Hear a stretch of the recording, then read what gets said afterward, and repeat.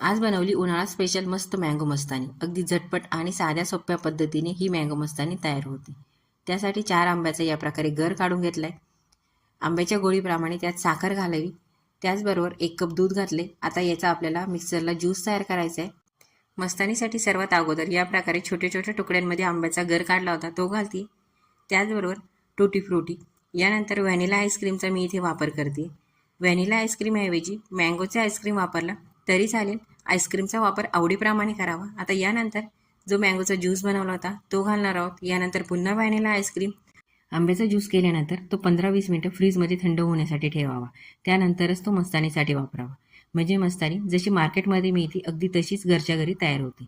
मस्तानीचं decoration आवडीप्रमाणे करू शकता. इथे मी काही आंब्याचा गर, त्याचबरोबर टुटी फ्रुटी आणि काही ड्रायफ्रुट्स घातले.